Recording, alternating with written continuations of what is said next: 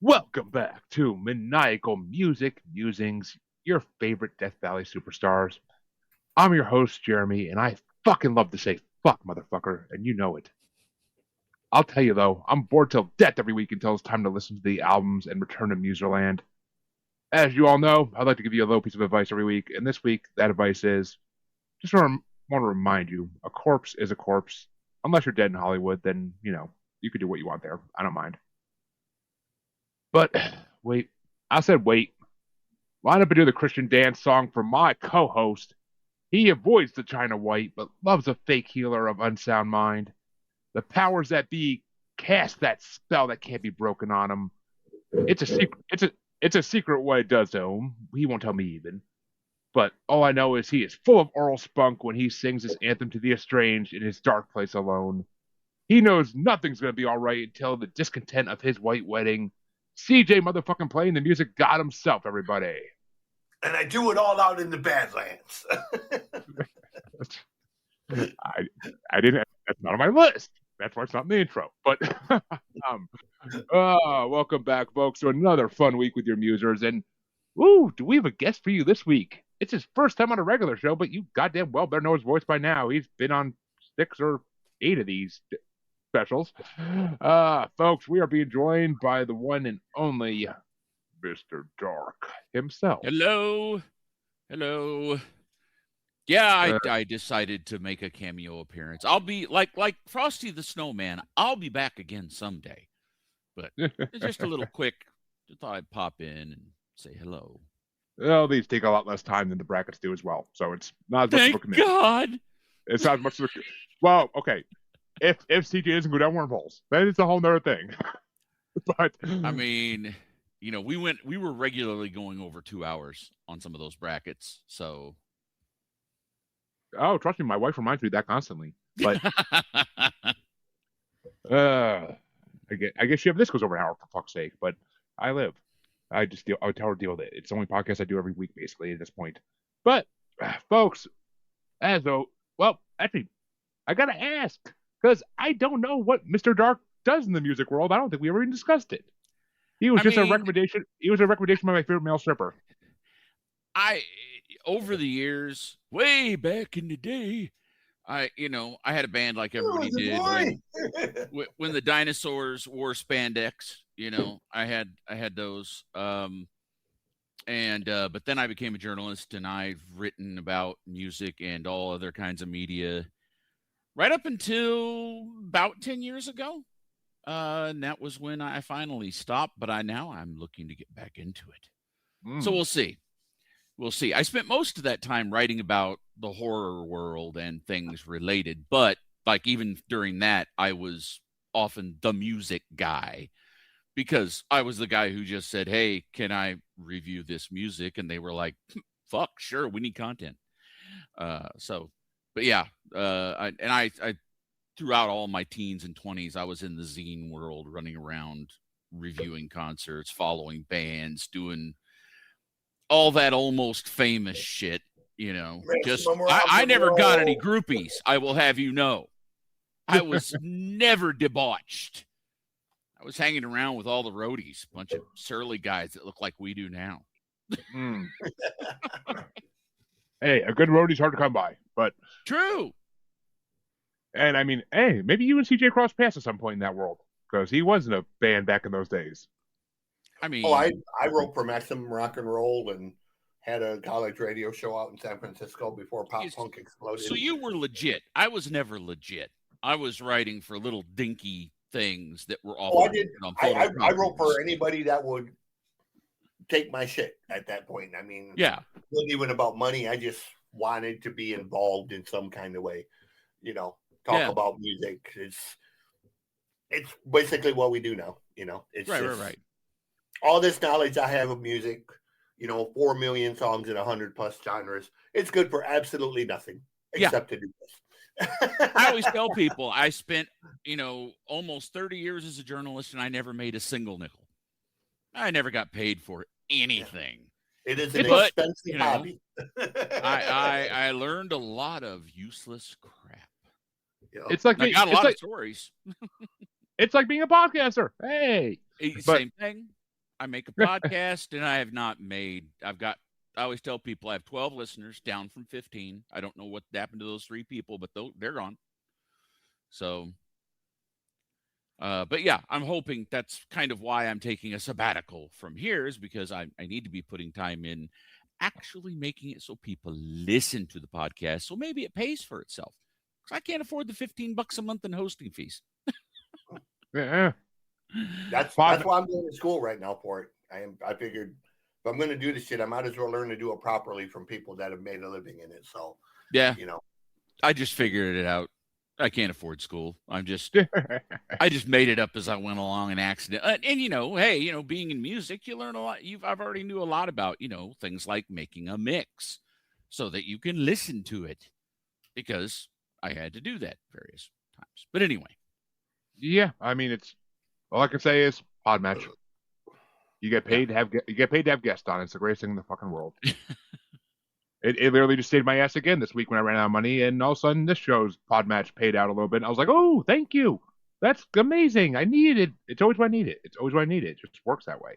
Well, I'm going to have to look into that, because, like I said, nobody listens to me now. Yeah. But it's also just me. Actually, I do everything. The voices, the effects, the mixing, the writing, all of it.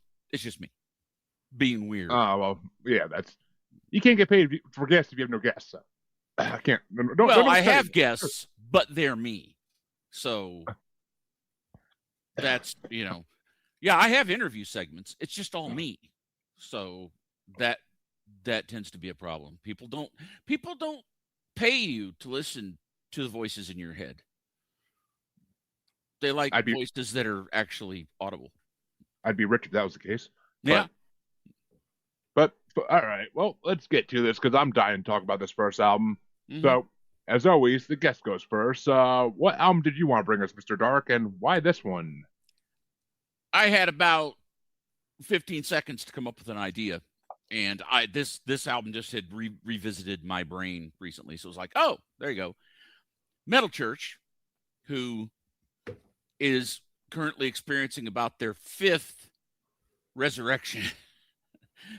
This band just won't die. They've put 2 vocalists in the ground, and they're still going. Now they're back with a whole new lineup. Dave Ellefson from Megadeth is in there, and a bunch of other people. And they're going to go back at it, touring, doing another record. But this is Blessing in Disguise. This was their... Once an influential man, once was in his prime. He spent his days repeating lines like you spent a dime. Shame on those who loved you and not those who were your friends. Can you adjust to a different life of living on me? Breakthrough record. They did a couple records before it, and in the metal world, they got attention. And even on MTV, there were a couple videos that got a little spin, like on Headbangers Ball, if anybody remembers that noise. Blessing in Disguise, you know, they had already been on Elektra Records, but ironically, their 3rd album, is their final album on Elektra Records, was the first one to actually get any kind of push. And what happened was they did a video for a song called Badlands, and it actually hit. It was getting airplay. I remember the first time I heard Metal Church on the radio, I had an out-of-body experience. It's like, wait, what? But yeah, so Blessing in Disguise was a big deal. It was their first record without David Wayne, their original vocalist, who went on to do Reverend, which I'm going to probably, if I do another one of these, that may be the album I choose, is that first Reverend record. Oh, my God. But yeah, so Mike Howe came on board, and John Marshall came on board as guitarist. Kurt Vanderhoof was still running the band behind the scenes, but he left the band, and I've never really read a good explanation for why that happened. But John Marshall, injury. What's that? He had a wrist injury. Was that it? He the same thing that Dave Mustaine is suffering now. Oh, he was suffering at the time, and he had to work through it for physical therapy, which is why he wrote most of the record and recorded most of the record, but he couldn't tour. Yeah. So he stepped back for Marshall to come in. You know, Marshall's a guy that everybody knows, but nobody knows, because if you remember back when James Hetfield got burnt up on stage way back when, he couldn't play guitar for the rest of that tour, and he had somebody play it off stage. John Marshall. John Marshall was Hetfield's guitar tech and knew everything, because Marshall is an absolute beast. So yeah, it wasn't exactly an all-star lineup, but there was a big change, and they had there was a change in the songwriting. I'm not saying they went more commercial at all, but Blessing in Disguise has a very cohesive sound, and I credit a lot of that to Terry Date, which is also, yes, he produced their first album in '84, but Terry Date had since gone on to do, worked with this little band called Pantera, a few other people, and was really kind of the guy right then. And I think he really took this record and made it one cohesive beast of just power metal glory. It really is the sound that people now identify with Metal Church. It's got a certain amount of melody to it. It's not, certainly not the cookie cutter, Cookie Monster vocals. But to be fair, Terry hadn't worked with Pantera yet when he did this record. Pantera came 2 years later. Oh, I got the dates backwards. I thought this came out in 91 and Pantera came out in 89. No, got it backwards. Pantera was 91. Terry had worked with Fates Warning before. Yes. This. And a few other bands like that. But Pantera is what put him on the map. He was still on the rise, but either way, in that era, still well known. That 89 to 91 era was when it became kind of that stamp of approval. Like if you saw a record came out produced by Terry Date, you just bought the record. Mm-hmm. You just knew, okay, this is going to be what I want, because he was doing this kind of new wave, moving away from the hair metal and moving into the just metal. The guys that would actually survive the death of metal, quote unquote, in the late 80s, early 90s. But yeah, so that the sound of this record is what I think most people identify as the Metal Church sound. Everything they've done since kind of has this feel. Well, for the most part, they've had a couple clunkers. And there are some tracks on this record that are just unbelievable. The Rest in Pieces, April 15th, 1912, which is the second track. It's just 7 minutes. They break down musically the entire Titanic disaster. It's the music tells the story as much as the lyrics do. And they actually did like a deep dive on references in the lyrics that are historically accurate. And it's that alone. Take my money. But, of course, Badlands. I mean, anybody who's heard Badlands knows that is just an all-time classic song. That gets stuck in your head, and once you've heard the chorus once, you'll remember it forever. It is just that catchy. There's no bad songs on the record. It is just really, really good, punchy, heavy, but still accessible power metal. Well, since I'm the virgin ears in this one, I'm gonna let CJ give his review first, because I have a feeling it ain't gonna be that long.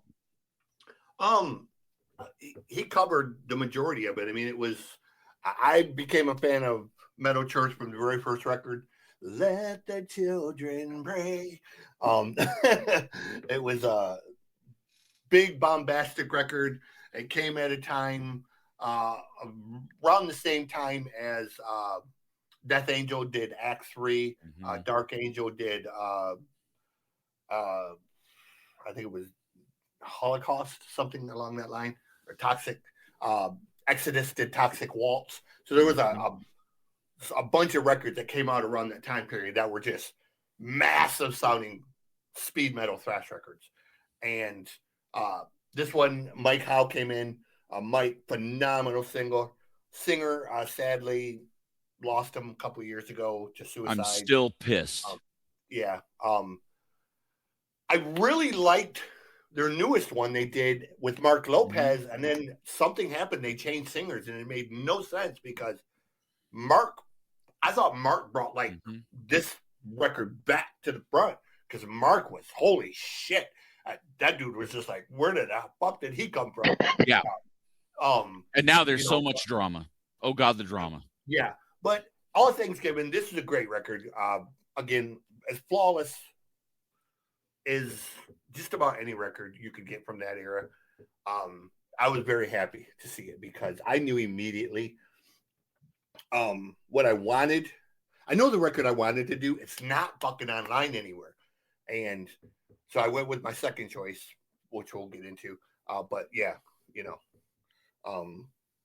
I wanted to counter with Cyclone Temple. I hate, therefore I am. Ooh. But it's not online anywhere for you guys to listen to. Best thrash record of all time. And it has been completely out of print for over 20 years. Yeah, Maybe I 30. am very, very, very good friends with with Greg. So the best rhythm guitarist of all time. There's never been anybody faster and more solid than G. He was the one who wrote all the records. He's a lead guitarist. Just band. But it's his rhythm playing. My God. Yeah. So if you know, you know. If you don't, yeah. Anyways, moving along. Perfect record. Happy to see it. Please take it from here. I've heard the name Metal Church. It's not the first time I'm hearing this name, and I kind of knew what to expect. I didn't expect it to be so good and like it so much. I did not expect that.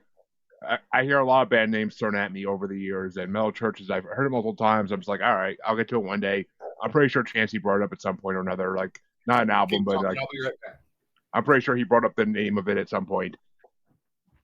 It didn't sound like I thought it would sound like. I expected it to be a lot heavier and a lot more. And you probably expected cheese. It's got a cheesy name, you know. Yeah. Got kind of the cheesy band photo cover. Well, they all coming did out of that era, right? They all did back then. They all did, but I expected more rough vocals. I expected it to be like the beginning of like almost Cradle of Filth type music. Oh, and that's what I was expecting because that's. But I was surprised. This is actually this is the era of metal I freaking love. I mean, he mentioned earlier, Act 3, like that album. That got brought on a couple months ago by one of my podcasters, a friend, and I freaking love that album. Even though I never heard, I've heard Death Angel too. I never heard that album, and I was amazed by that one as well. Mm-hmm. This one blew me away. I'm not gonna say I loved every song on the album. That's definitely not true. I liked them all. They were all good songs, but I didn't love every single song. I didn't know that one was about the Titanic. If I knew that song was about the Titanic, it might have made more sense. And I had to go back now and listen to that and like have that in mind. Oh, dude, that's a holy relic. Yeah. This is one of my most prized. It's actually signed by Greg on the back. Oh, man. I've had that's a holy relic right there. That is a holy artifact. Blessed by the Lord.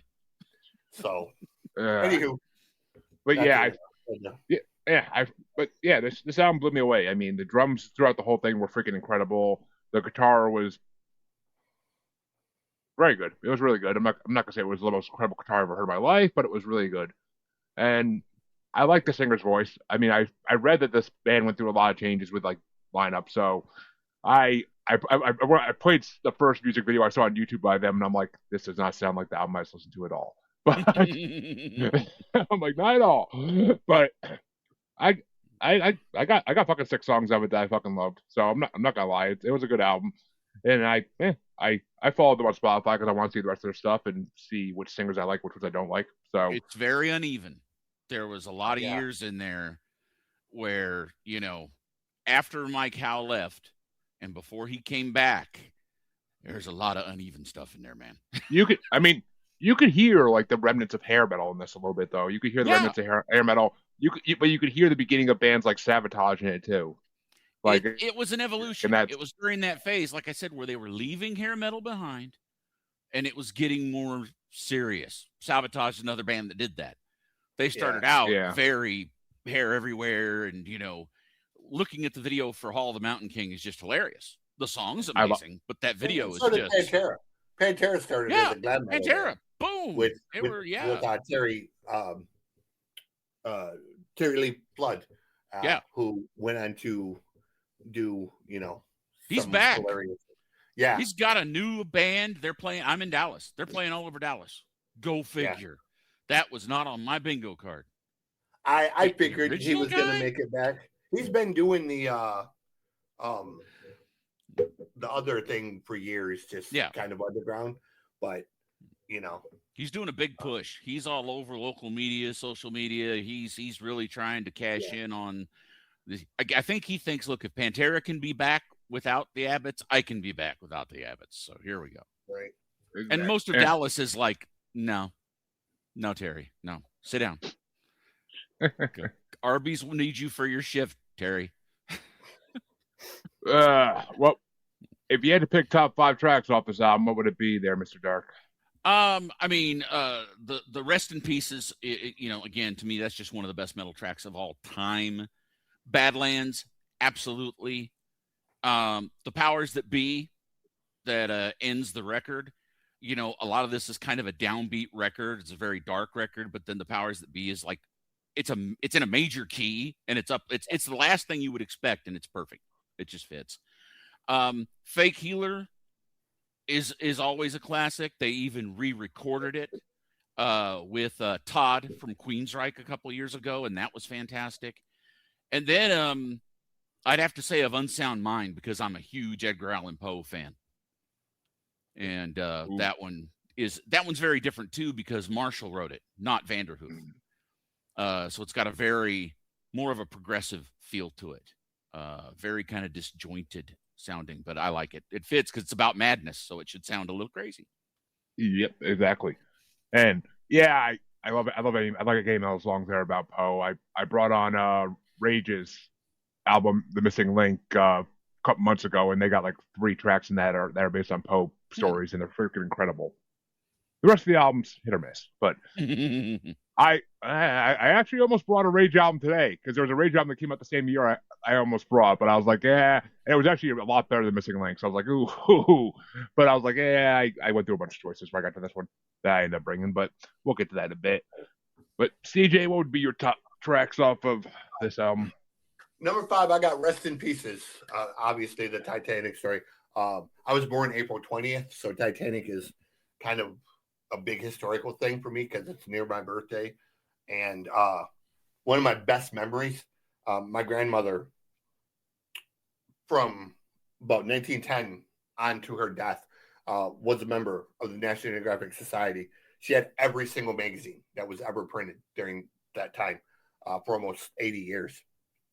And she kept them in her basement, cataloged like a library. She had these little black things, but they went by year: 1910, 1911, 1912, 1913. Wow. And there was each little black thing had January, February, March, April, May, June, had all the things, and every year was in one thing. And one of my favorite magazines was, there was a special Titanic edition. It had this massive 6-foot-long, 4-foot-high pull-out map that had like a cross-section, hand-drawn Titanic, all the people listed. It was just amazing. So really love anything to do with that. Powers That Be is number 4. The Spell That Can't Be Broken is number 3. Number 2 is Badlands.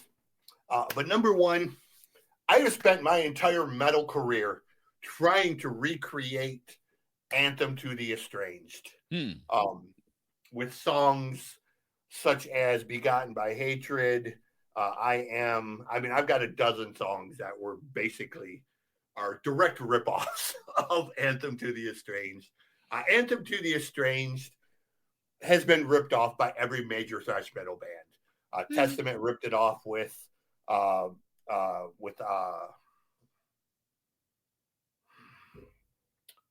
damn it, I forgot the name of the song. The one on Souls of Black. They did a song just like it. Exodus did a song like it. Overkill did a song like. Once that song came out, every band copied the blueprint for that sort of ballad with these big bombastic. Even Unforgiven by Metallica is kind of a. Mm-hmm. Yeah, I could hear that. Everybody wanted to do the big ballad. All of a sudden, the thrash bands just a ballad. It was the ballad that it had that slow build. Yeah. Started out with the acoustic guitar, and it just built up to the climax of just a boom. And even Cyclone Temple has a song called "Why," which essentially is, Yeah, but man, when that song kicks in, boy, does it kick in. It's like it's slow, and then pop, pop, pop, pop. It's like, okay, hold on. I'm sorry. It's dear Mom and Dad. I write this letter telling you I'm now free. It was your love of lack and attention. That is what killed me. Not some heavy metal record to cover your own neglect. The perfect child turned fatal portrait is what you come to expect, and then it just blows in and just. Yeah. Sorry, this is becoming a Cyclone Temple episode now. Just so you know, dude, I wanted to bring this record on here for so long, and I've mentioned it a dozen times. And their second record is available, but not the first one. And the second record isn't even really their second record. It's kind of a compilation thing. I'm like, some kind of fucking way, I am going to find this record somewhere so that we can. The fact that it's out of print is absurd. Why isn't somebody bought this? There's got to be somebody that we can contact and give. We can do a GoFundMe or something. I can tell you why. Because Greg has told me. The label that owns it went out of business. They have tried for decades to get the rights to it back, and it's been bounced around so many times. They don't even know who legally owns the fucking thing anymore. Now we can do it. So in the movie world, I have been part of trying to find the rights to movies that were lost, and I've been, not like I really helped, but I was the one poking people with sharp sticks, and we got it done. I guarantee if you could find it, Greg would be very happy to know. I was gonna say, I know there's horror movies out there that they freaking have like disappeared for 30 years, 40 years, and then they find them again. Like it's. Oh yeah, there was one, and the one that I really wanted was called The Convent. Fun movie with Adrienne Barbeau as a zombie killing nun. I know that movie. I know that fucking movie. It was lost. It was out of print, even though it wasn't that old of a movie. And it turns out the home video rights had accidentally been sold to a German company that they thought they were just buying the rights to release it on home video in Germany. No, they bought the theatrical. They bought everything. They didn't even know they had it. But somehow, man, the people at the wonderful Alamo Drafthouse tracked them down. And now all of a sudden, now you can see Convent on any streaming platform. They got a high def transfer and we're good. And it's just because literally somebody screwed up on a contract and sold them the entire movie and they didn't even know they owned it. And I guarantee you this is something like that. Somebody bought the whole catalog, had no idea who this Cyclone Temple band was, and it's sitting in a file cabinet somewhere. Probably. I mean, same thing with the Doctor Who shit they lost. They freaking had to go to the people that actually had on VHS and fucking get it from them. Well, that was because the BBC just started recording over episodes, but that and the fire. And the storage facility fire, but so I had one honorable mention for this album. The Powers That Be is my honorable mention. The spell Can't Be Broken is my number 5. Fake Healer is number 4. That's the first song I really fucking dug in this like crazy. Fake Healer was such a good song. The chorus is amazing, and the drums at the end blew me the fuck away. Yeah, I actually got my buddy at work was like, dude. He's like, stop tapping your fucking foot over there. It's annoying as shit. And I'm like, I'm a drummer, dude. I fucking hear a bass drum like that, and I'm fucking tapping along with it. Like, I'm like, it's Metal Church. And he's like, I don't care. Stop it. I'm trying to talk on the phone, and I can't fucking concentrate.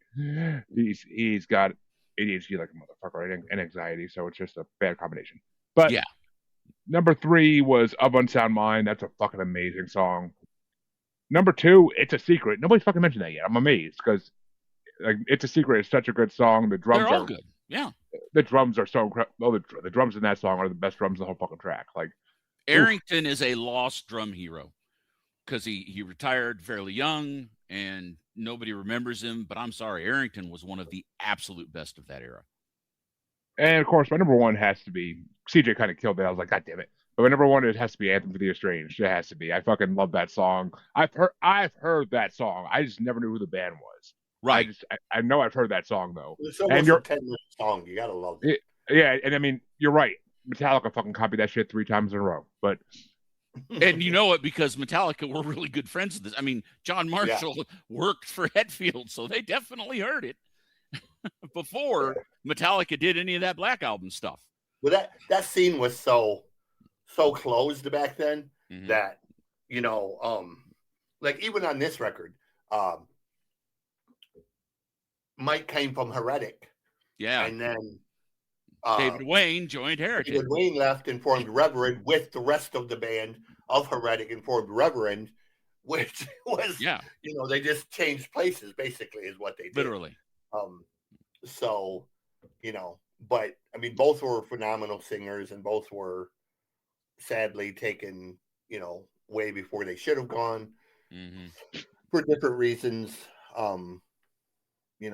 Both stupid reasons. That's what kills me. Both so stupid. David Wayne just didn't go to the ER when he should have, and Mike Howe just couldn't get the health care he needed. Yeah. Because we've decided that giving people pain relief is bad. Don't get me started. Don't get me started. Oh yeah, don't get me. Trust me, I do enough of that in my paranormal show. I don't need to go into the medical community on this one. But CJ, what album did you want to bring to combat Metal Church, and why this one? I mentioned Wednesday 13 a couple weeks ago. You said you had never heard them, and I knew that if you heard Wednesday, you were going to love Wednesday because, one, of the horror connection. Two, Wednesday is fucking amazing. He's one of the nicest guys you'll ever meet. And three, I love this fucking band. The fact that it had Joey Jordison playing guitar instead of drums with Wednesday. I brought the Murderdolls. A bullet in the head of someone you know. You don't need luck when you don't give a fuck. You say you want a revolution. Well, you don't have to look that far. We're the motherfuckers of the apocalypse, the Death Valley superstars.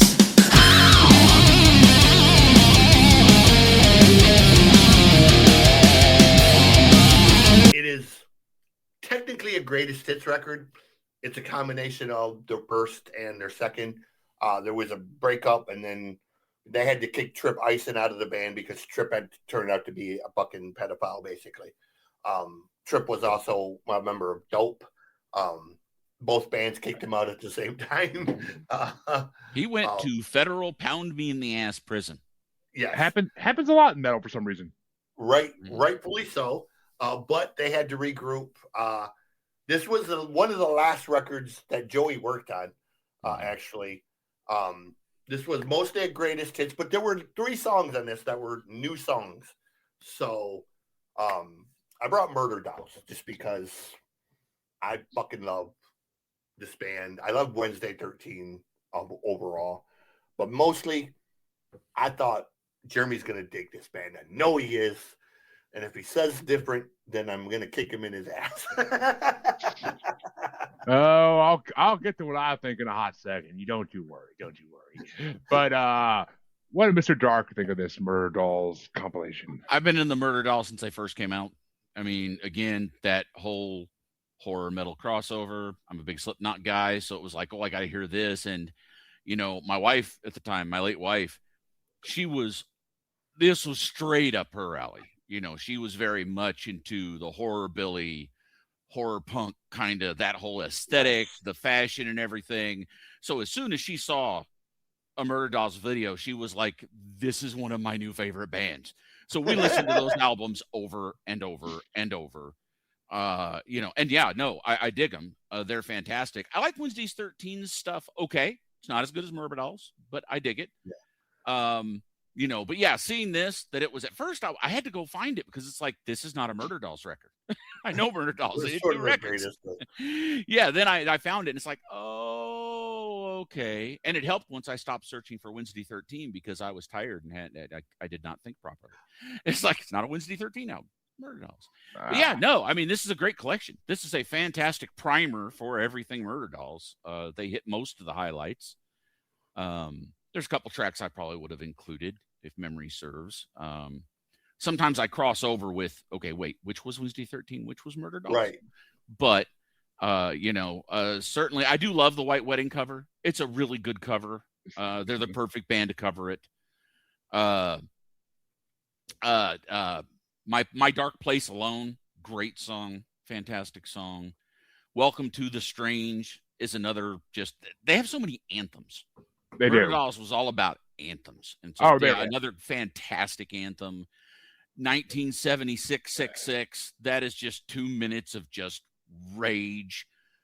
I don't want to be a suicide. I just want to commit homicide. I mean, it's just, you can't listen to that song and frown. It's just so totally over the top. You can't listen to most of the stuff and frown. There's no way in hell you can listen to most of it and frown. But that one in particular, because it's just 2 minutes of just pure punk rock. Yeah. You know. But yeah, no, Dead in Hollywood is my absolute favorite. I love Dead in Hollywood, always have. And it almost has a little bit different feel from the rest of their stuff. But yeah, no, I love this. I absolutely love this because I've always been into them. I do have, real quick, if you want, I have a great Murderdolls adjacent story. Oh, nice. I used to know a woman who worked for Roadrunner UK back when that was around. And she was in artist relations, a.k.a. she was the person they would send to, like, okay, so-and-so has to be picked up from the airport. They need to make sure they have a car. You'll go with them because then you need to get them over to this venue for a photo shoot, that kind of stuff. Get him to the Greek, yeah. literally, it was Get Him to the Greek, but with Slipknot and all the other Roadrunner bands of the early 2000s. And, late 90s, early 2000s. And she was at the Roadrunner UK after party for the Kerrang Awards one year. And Danny Filth comes in, if you know who I'm speaking of. Mr. Cradle of Spam himself. I love Danny Filth. He's, and the little dwarf. He had come in, and he was already drunk. And and I understand he's sober now and all that stuff. Look, I'm talking about at the time. And he started hitting up some girls at the bar and was apparently being very rude when they turned him down. Well, Ben Graves, the drummer, the late great drummer, another guy who passed way too soon. Ben Graves, the drummer of Murderdolls, who, whether you know or not, was like 6'6" and like a string bean. But he was one of those dudes. He's a string bean, but he's a country boy from North Carolina. So he didn't take too kindly to this little fella treating them ladies bad. No, just wait. He comes up behind him, grabs him by Danny Filth by his belt and by the collar of his shirt, perp walks him to the entrance of the club, picks him up, and throws him to the curb, and he lands in the gutter. And then they wouldn't let him back in, so Danny Filth is standing on the sidewalk, just shaking his fists and swearing, don't you know?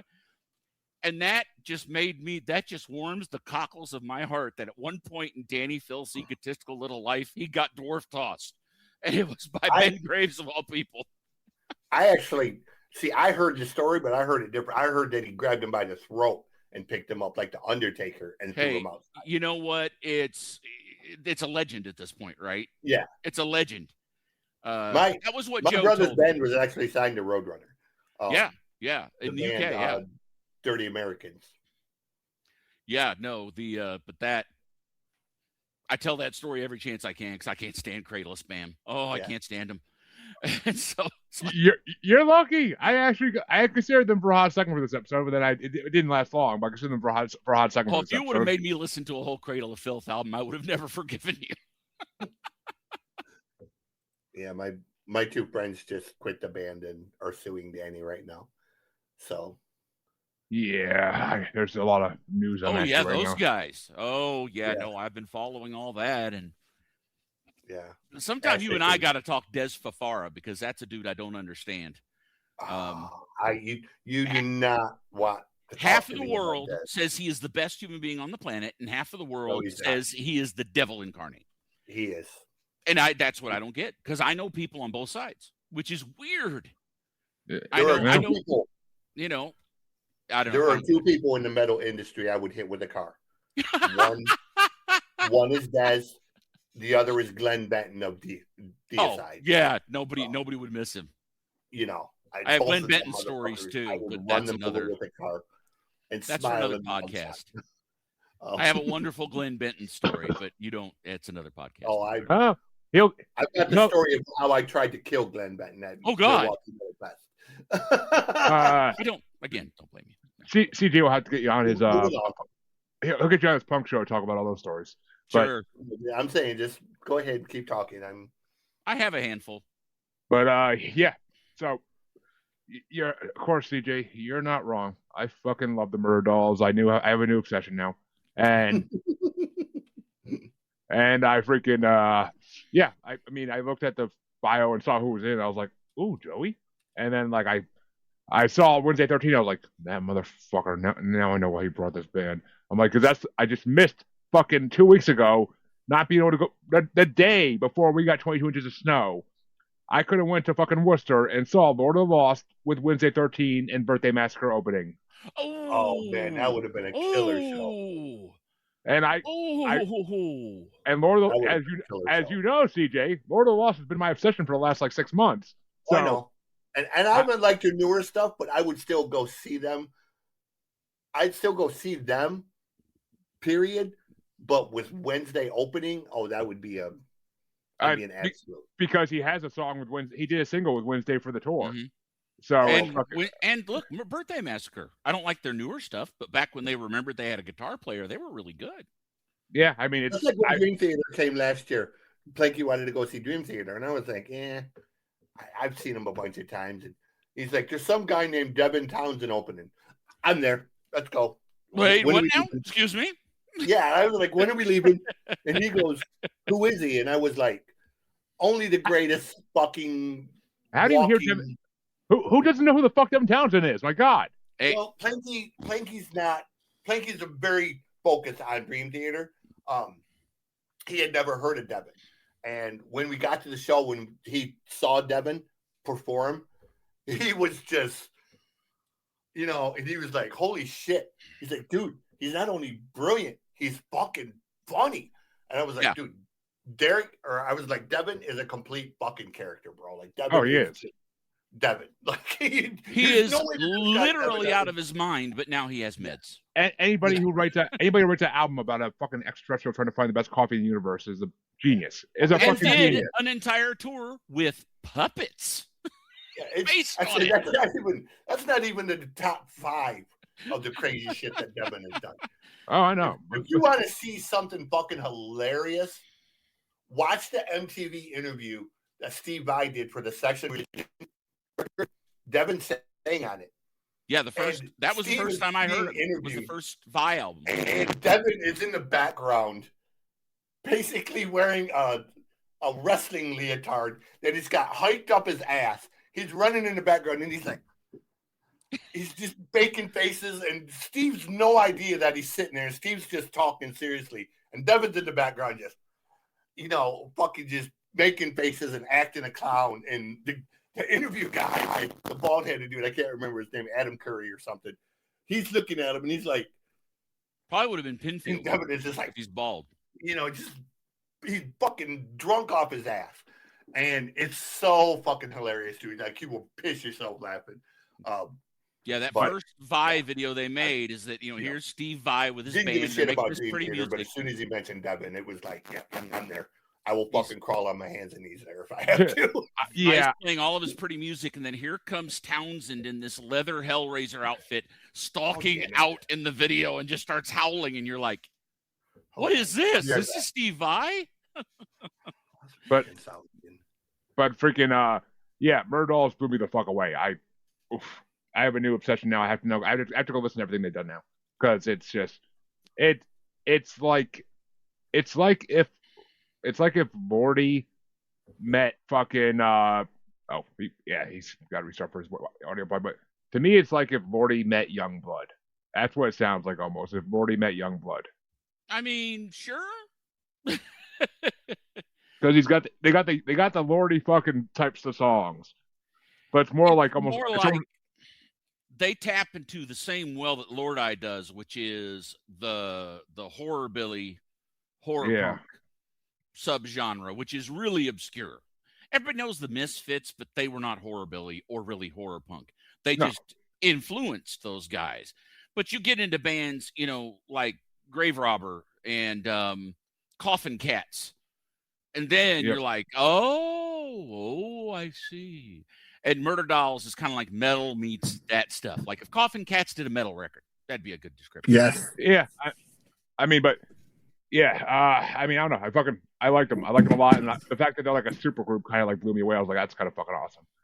I mean, I am not a Static X fan by any fucking degree, but I'll take the guitar player from Static X if I'm gonna take anybody. So it's fine. Well, but, former, because they got rid of him. He was the Oh. pedo. Oh, shit. Yeah. Okay. But he was Static X's rhythm player for a little while, but Nakamura or whatever his name is in Static X has been he was like their regular guitar player until he left, and that's when Eisen took over. But then he got busted. Yeah, I'm honestly, I honestly keep waiting to hear the day Violent J. I keep waiting to hear that Violent J actually gets busted on it eventually. But who? Violent J. Oh, who knows, man? It's rumored. A lot of juggalos dropped off the scene because of that, because the rumor started like 2 years ago. But yeah, fucking Murderdolls, new obsession, definitely. I fucking love their lyrics. I love their fucking music. They're fucking amazing. I did like the first half of the album a lot better than the second half. I will say that. It kind of dropped off in the second half, and I was like, what the fuck? I'm like, why did all of a sudden go from great and amazing to like okay? Like, because you've got some B-sides, you've got some, you've got cuts from 2 different albums, you've got some new cut. It's that whole, it's uneven because it's a mishmash, Yeah, two of the songs were new. Yeah.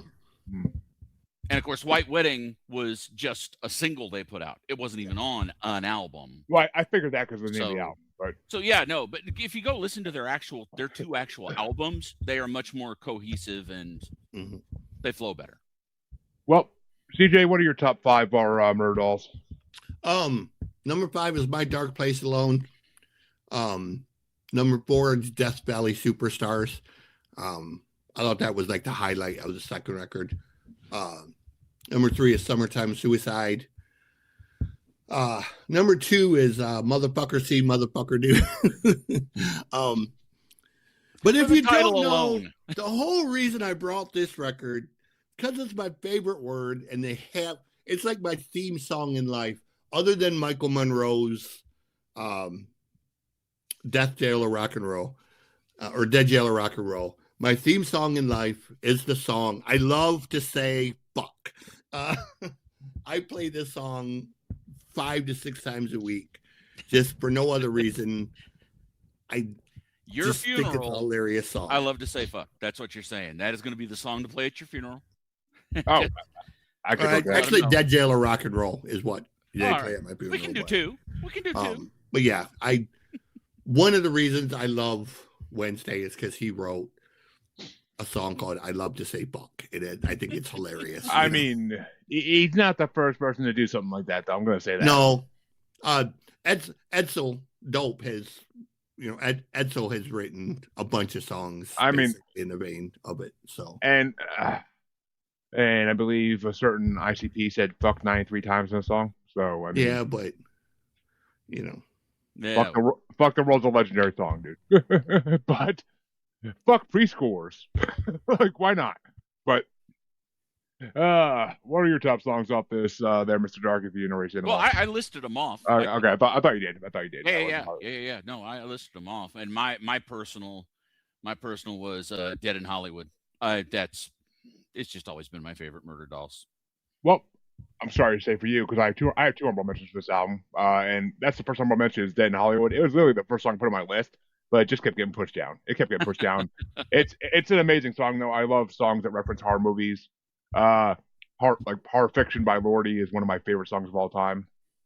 And that's how I got Chancey into Lordy. Is fucking. I just really like the keyboard work in it, the kind of spooky keyboards and stuff. It speaks. Oh, it does. And I mean, my horror loving heart. I love it. The Lordy horror movie. No, it was on the fucking bracket we did for. It was on one of the brackets we did, and I couldn't fucking find it anywhere. Like, dark. I think I couldn't. You couldn't even pay for it. Like, it wasn't even on Amazon for purchase or anything. I was like, what the fuck? I'll have to send it to you. I have it. Oh, I have the version of it. I can. Because Andrew and Don said they saw it a long time ago, like when it was on streaming at some point, and yeah. Don's like, wait a minute, is that the one where they have a song called Hard Rock Hallelujah? I'm like, yeah, that's it. Yeah. But you're talking about Dark Floors? Yes. Yeah, Dark Floors, yeah. It's unless it just got added to streaming somewhere finally. Let me see. I'm trying to find out. Ignore me. Go on. I'll find out. My second honorable mention was White Wedding because it's a fucking great cover. I love that song to begin with, and the fact they did it was just golden. I love a good metal cover of a fucking 80s song. But my number five was Nothing's Gonna Be All Right. That's a fucking amazing song. The lyrics are so fucking good. And my number four, due to everything that's been going on in my life for the last 3 years, and the reason I don't call Mr. Dark by his real name, my number four is Bored Till Death, because I love the fucking lyrics in that. Sick of your lies and all your shit, the thought of you living. Like, in the fact they don't even finish that sentence. Like, I fucking love that. I got an obsession with Smith and Wesson. I fucking love that line. I'm like, oh, this is so hitting home right now. I love to say fuck with my number three. It's a fucking amazing song, but I couldn't put it in the top two. My number two was My Dark Place Alone. That's fucking dark and amazing. That's a great song. The lights are on, but there's no one home. I fucking love that line. And Death Valley Superstars was my number one. It was Manson-esque. It was like it reminded me of an early Marilyn Manson song. And you don't need luck when you don't give a fuck. I love that line. That's been my motto my whole life. You don't need luck when you don't give a fuck. So it's fucking perfect. I knew right away. As soon as I put this on, I'm like, as soon as the first song started playing, I'm like, DJ knew what the fuck he was doing with this. I think. Okay. I'm like, DJ knew. I figured you would dig it, just partly to the horror theme, but partly just because Wednesday writes really great songs. I like that kind of fucking lyricism, like with freaking Lordy or Motionless in White and that type of shit. So yeah, and like I said, he was even before Motionless in White and Ice Nine Kills and those bands came along. Wednesday was kind of one of the early ones, because even before Murderdolls, he had Frankenstein drag queens from Planet 69. He had three. I think he had like three bands before. Oh, he's in a shitload of stuff. I looked into him when I saw he was opening for Lord of the Law, so I started looking into him a little bit. But so he's done this a really long time, so he's really good at the sort of entendres of Home Sweet Homicide and making songs with really cool titles. But I mean, they're basically Rob Zombie with a better voice. Yeah, to some extent. I mean, the style's quite a bit different, but when it comes to the lyrics and the aesthetics, very, very, very. Yeah. And I miss you mentioning them, but I love that you mentioned the Necromantics, because the Coffin Cats and the Necromantics are both. Coffin Cats, Necromantics have that whole horror building. Coffin Cats are from Detroit. I'm good friends with them. I got to see Coffin Cats live a number of years ago. As well as a band called the Groovy Ghoulies. Yep. Who are fucking amazing if you ever get a chance to check my wife was the one. She was the one who dragged me to Coffin Cats. I'd never heard of them. And she was like, we're going to this show. And I'm like, okay, fine. Yeah. And then I go, and they just absolutely tore. The reason why I have no hair is the Coffin Cats just tore it right off of me. Yeah. My friend Steve was, man. And it was in a tiny little club over here in Dallas that's gone now. But, oh, man, did they shred. I lost my friend Steve in a shooting in the Harpo's parking lot. We had gone to see Motorhead. Steve's band was getting ready to be in that same group. He had a band called the Feisty Cadavers. And good name. Sadly got shot in the head by a crackhead. Because Harpo's is a piece of shit place, and fuck Harpo's. So I say this with my whole chest. Any band that plays Harpo's can kiss my ass, whether I support you or not. It is. Even I've heard of it, and I've never been wherever it is. It's a terrible neighborhood. I've heard about it in ICP Legend. I'm pretty sure Jay wrote about his biography. Like that's where I know it from. But anywho, So, guess it's time to get to the third album of the night, and real quick, Dark Floors is streaming on Apple TV in Brazil. Okay. Listen, I have a copy of it. I can send you. South America loves Lordy. Come on now. I mean, that's all. That cracks me up. That is the most obscure. It's not just Apple TV. No, just only in Brazil. One place. It's on sale digitally in Norway. Well, I mean that's good. That's because they're from that fucking area. Yeah, but they're not even streaming in Norway. I mean, and the fact that South Americans love all that metal, like type of I was metal. going to say, Brazil's got a massive death Oh, metal. Iron Maiden, and Cradle of Filth were fucking huge in South America for most of their career. Like that's what blew them up. But well, time to get to the third album tonight because I was supposed to bring this. I originally was going to bring this album on the show. The first episode, Jamie took over when Chansey had to go away, and this is totally a shout out to my buddy Chansey, my original co-host. That I know you never met Mr. Dark, but CJ knows him damn well. This is his favorite band of all time, and he introduced me to them. And this is not their best album anywhere near, but I hope not. Oops, did I say that out loud? All their two best albums have been brought on already. I brought on one of their albums twice for God's sakes because it was just I had to do it because I brought their best album on a second time for the creator of Tales of the Crypt, the guy who wrote everything for the Crypt Keeper.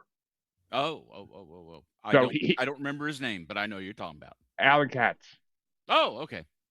Yeah, Alan Katz. I'm bad with names. He brought on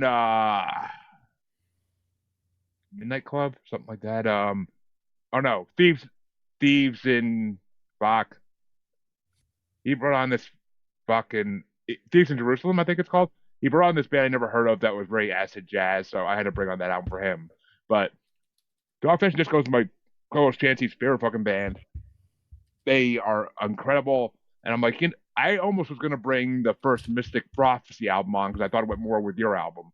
But I'm like, you know what? I even sent it to CJ, and then I like unsent it really fast. So I'm like, scrap that. I'm like, here's what I'm doing. I was gonna bring this album on fucking year ago when Jamie was my co-host for a few minutes, but the guest had a children's show, and she saw the name of the album, and she was like, "Can we do something that is not erotic called Erotic Massage?" So I was like, okay. I ended up bringing on Big Willie Style because there's still a pun in there, but she didn't catch that one. But yeah, no, she didn't catch it. I was fucking dying. But I fucking love Dog Fashion Disco. They're one of the most original fucking bands I ever heard in my life. And this album is their first fucking album ever. It came out originally, like I think in like 96, 97. It got re-released in 2017, which is the version that is on Spotify. But Dog Fashion Disco's Erotic Massage is just, it's, like I said.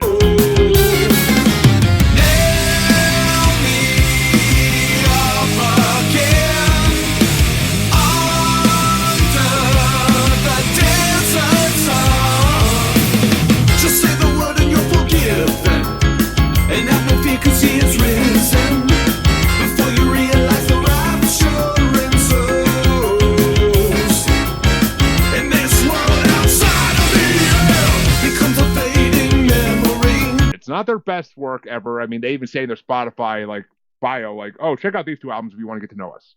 Erotic Massage is not one of those two albums. Adultery and oh my god, Jesus Christ! Committed to a Bright Future. Adultery and Committed to a Bright Future are their two best albums. Committed to a Bright Future is their best album by far. Adultery, which is where I got introduced to them, is kind of like a concept album, and it's fucking incredible. It's dark and disturbing and everything I love about music. So, but I decided to bring on, out of the few albums of theirs I didn't bring on so far, I wanted to bring Erotic Massage because some of my favorite songs are on this album. Just the rest of the album's hit and miss. But some of the best songs they do is on this album for sure. I'll get to that in a minute, but, well, all right, Mr. Dark, since you already kind of previewed it, what did you think of this album? Well, Mr. Bungle's first album came out in 1991. It was self-titled, produced by John Zorn. And, it has so many just legendary songs of chaos. It was brought on the show a long time ago, and they were inspired by Mr. Bungle. That's one of the bands. That's not the album we're talking about? Because that was the album I just listened to. Yeah. This Erotic Massage album, it was just a cover of every song off of the first Mr. Bungle album with entire sections lifted note for note. There's inspired by, and then there's we're just gonna straight up rip off our favorite band. Oh, where's Chancey when I need him? Where's Chancey when I need him to hear this shit so he could fucking give his like pissed off face? I'm sorry. I'm listening to it and I'm like, okay, that was a direct lift from Travolta. Okay, that was a direct lift from Egg. That was a direct lift from Girls. I mean, it is just It's shameless. And look, I get that. One of my favorite bands, I love this band called The Crucified. They were an early crossover band, but their first album, look, they were kids and they really liked Minor Threat. And that entire album is basically just Minor Threat's greatest hits re-recorded with new lyrics. And so, it happens. And sometimes bands can go on and grow from that. So I'll listen to those other records. I want to see what else they can do. Because for this album, it's just we're going to copy everything Mike Patton has ever done, especially that first Mr. Bungle record. And that's that. That's all we're going to do. And they even have the controversial lyrics. They have the carnival music. They have, I had to fight my way through it just to survive this record. I like Lucifer. Lucifer is the only song on it I like because it was the only song on it that wasn't just straight Mr. Bungle. It was actually interesting. The rest, though, no thank you. Pass. Yeah, I mean, I'd have to listen closer to that Mr. Bungle album again. It's been a long fucking. Which you should. Years. It's so good. It's been years since I heard the one time I heard it, but they did take inspiration from Mr. Bungle and Frank Zappa and Weird Al and all those types of bands, of course. But they just they get better. They get better. They have another band called Polka Dot Cadaver that is fucking incredible too. It's more metal than this type of music. It's more metal than jazz, but. They have an album with that band called Last Call in Jonestown that's fucking amazing. Wow, what the fuck? Purgatory, fuck. Polka Dot Cadaver, Purgatory. What the fuck is it? Oh my god. The best album's called Purgatory something. I can't think what the fuck it's called at this moment. I'm surprised. It's got a song on it called Chloroform Girl that's fucking incredible. You might have heard that song, honestly. But I mean, maybe. I've heard about this band forever. I've known all these people kept saying, "Oh my god, they're my favorite band," and I just never got around to listening to them. I don't know why. They're the most amazing like unknown band I've ever heard. Like that people like never hear. Like everybody you say the name to them, they're like, those three words don't belong together. And I'm like, yeah, I get that, but listen to the music. But well, hopefully here's a little redemption. CJ, what did you think of this album? Because I know you know Dog Fashion Disco. I'm actually far more familiar with Polka Dot Cadaver than I am Dog Fashion Disco. This was actually one of the first times that I had actually listened to an entire record by them. I'm not going to say it was the most amazing thing I've ever heard. I did enjoy it for the most part. I love bands that are psychotic. I love bands like Mr. Bungle, Maximum the Hormone, Alip Dopa, bands that you never know. Devin Townsend, for example, you never know what's coming next. Maximum the Hormone. Dude. So, have you heard of Alip Dopa?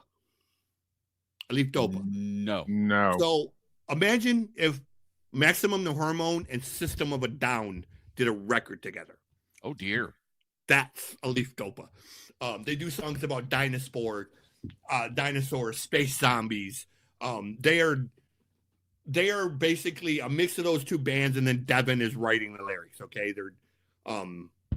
they're fucking just, again, like Maximum the Hormone, the most musically psychotic thing. Fucking jazz, hardcore, metal, reggae, blues, lounge music. I mean, I watch their videos and I'm just, the fuck did I just watch? But anyways, I like the variety on this record. I like that there's some heavy stuff, there's some slower stuff. I love bands that kind of are, I don't want to say genreless, but kind of just do their own thing. Yes, it is very, very, very similar to the Mr. Bungle stuff. That's not necessarily a bad thing. Mike Patton is one of them guys. I'm not going to say I love Mike Patton. I respect Mike more than I like him. Mike is very, I kind of have to listen to Mike in small batches. Mike is very eclectic. So, Mike is kind of he's very, very, very good at what he does. But again, he goes through these sort of schizophrenic phases of, one thing to the next, and it's hard to follow sometimes. Have you heard the country album? I've heard the majority. Tomahawk. He just showed out. No. This is this new. He paired with this country folk. These country folk folk guy. brothers. They're fucking talking. It's terrible. It's horrible. Yeah, you're talking about played the on goddamn, They were on like the Tonight Show, and I watched it, and it was like, what? No. But what? Yeah. It's terrible. He's out of his damn mind.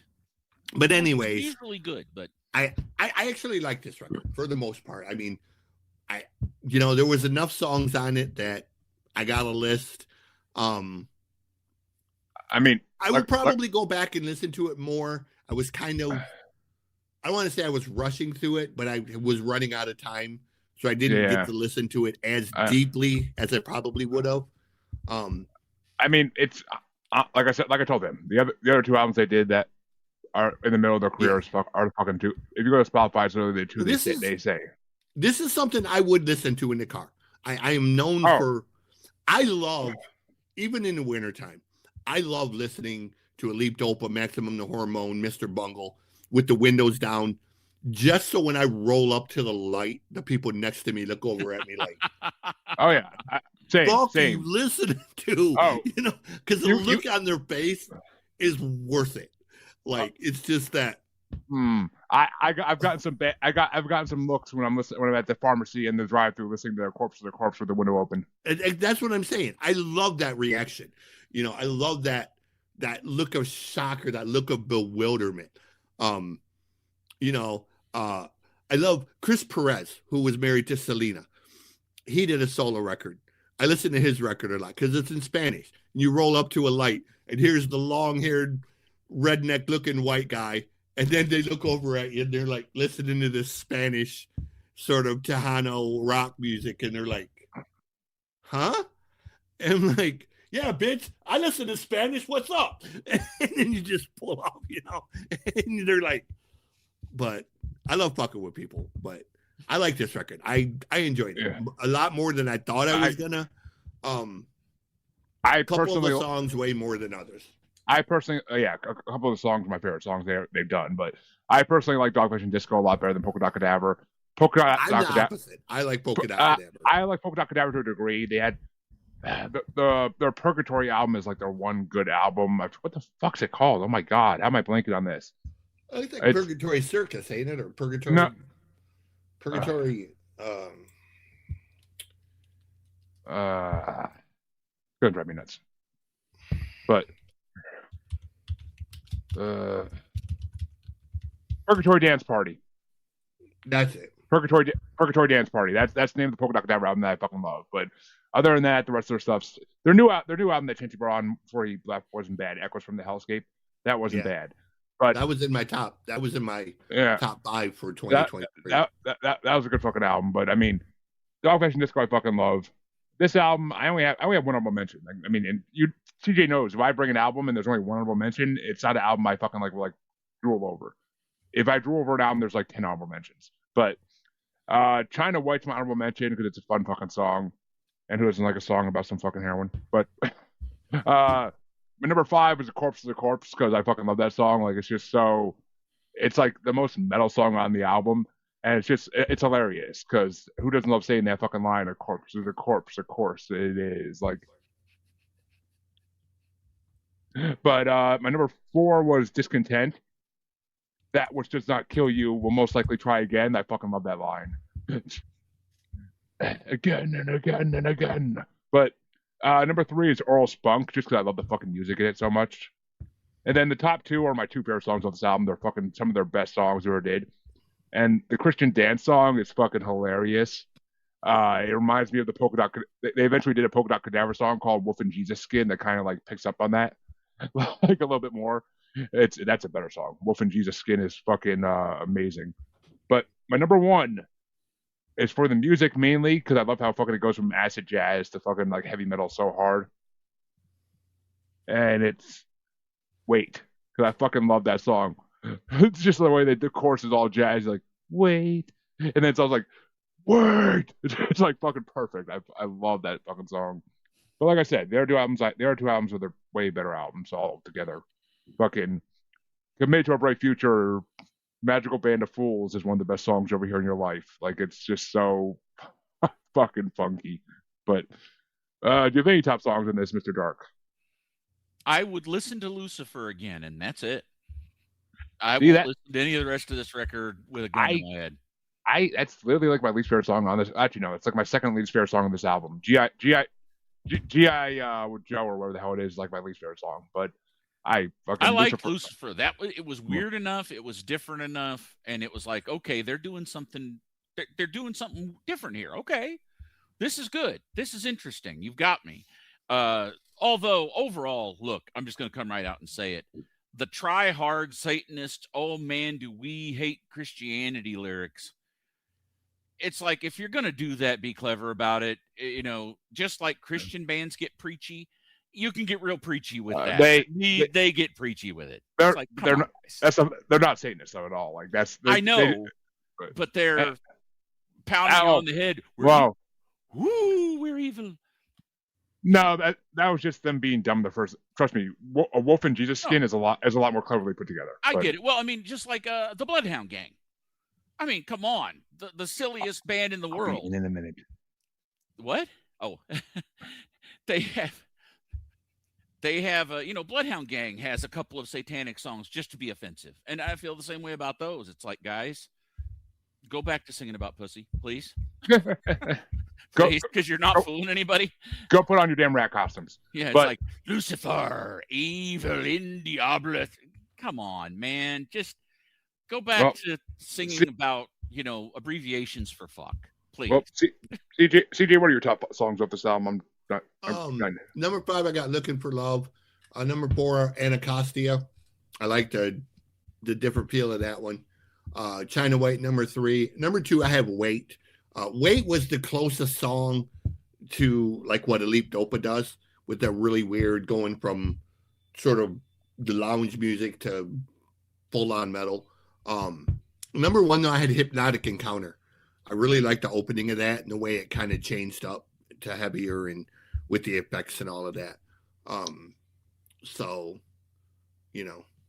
But yeah, I'm with you 100%. That's the reason I hated Deicide so much. Because the very first song they released, Lunatics of God's Creation. And I was like... Well, and also he's a fraud. He's a total fraud. I can tell like stories. Fucking snore, dude. Like, he's a complete fraud. Oh, I know he doesn't believe in anything. Well... He believes in money. Yeah, I mean... well, him and Danny Filth both. But Danny Filth's a fucking Christian. But... Who? Danny Filth. He's a Christian. Who is Danny Filth? Singer of Cradle of Filth. Oh, Filth, Danny Filth. Oh, I'm sorry. Yeah, Danny Filth. He's a Christian. He said in interviews before, like, I'm a Christian. We just do this for theatrics. Yeah. But that at least I get. He's theatrical. Whereas Benton with the cross in his forehead and his music videos, this song is about our beliefs. You don't believe in shit. You're a fucking fraud. Go away. Anyway. But for another podcast. Yeah. Folks, we brought you your albums thrice for tonight. We'll be back next week with 3 more albums. Do we know what they are yet? No fucking clue, but hopefully the person gets back to me tomorrow with their choice, so we'll figure that out. But, Mr. Dark, where can they find you if they so dare to dwell upon your lair? I am at Mr. Dark DFW, Mr. Dark DFW, over on Facebook, and right now that's about it. But it is coming. It really is. And if you watch that account, you'll find out when it does. The slowest moving porn ever. Yes. Basically. CJ. All edging, no climax. Ooh, edging's been a theme in our brackets lately for Lisa, because she doesn't know what it is. That is the theme of my podcast. All edging, zero climax. And CJ, where can they find you? Just type in Music God CJ Playing pretty much anywhere. It's musicgodcjplaying.rocks. Is the website, trying to point everything there. Author page is coming, music page is coming. We got the record. It's being mastered. We're gonna do the whole rollout campaign for it. That's gonna be around my birthday, April 20th. We're gonna try to roll it out. But mostly just type in Music God CJ Playing and You'll find me on the Fachi Book, the Tiki Talk, and all the other weird, Holly weird places. It's true. It's true, because I had to Google him the other day to get his email address to get to a former guest. But, folks, you can find both your musers anywhere podcasters are found. And, of course, you can find us on Facebook as Squatchy Largefoot, on X and the Gram as that Juggalo Bastard.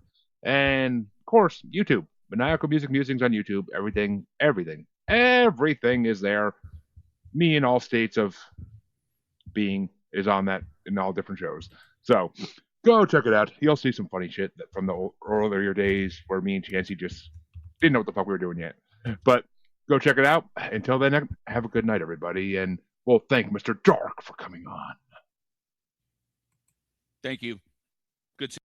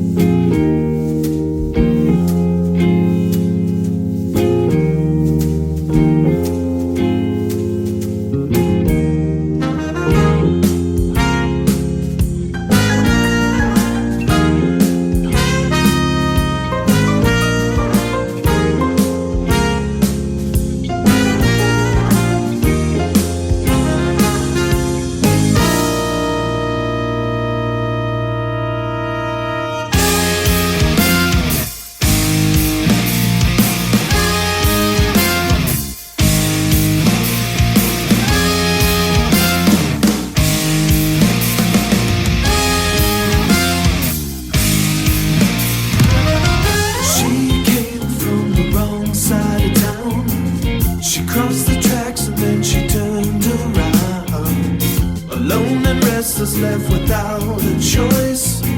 She sought the comfort in a friendly voice, and to survive she sold herself away. Every night and almost every day, alone and restless, left without a choice. She found the comfort in a friendly voice. I said wait, don't give yourself away. In the morning when you wake up, it's a brand new day to live.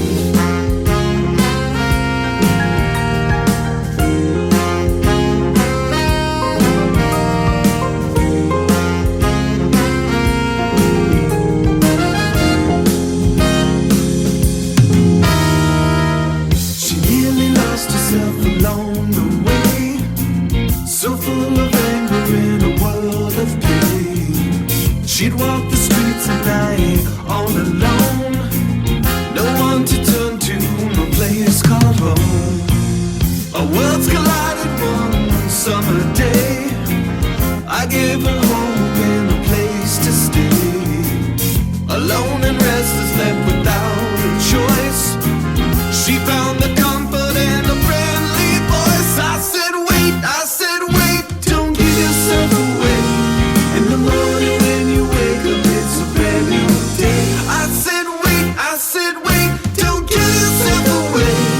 In the morning when you wake up, it's a brand new day. I said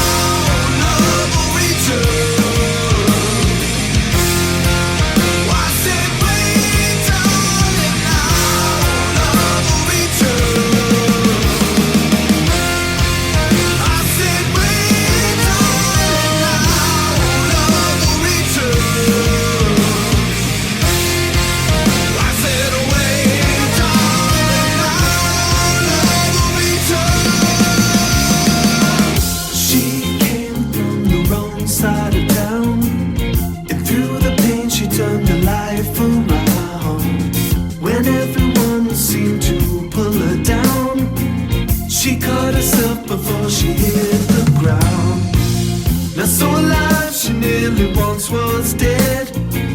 She gathered strength to walk the road ahead. Alone and restless, left without a choice. She found the comfort in a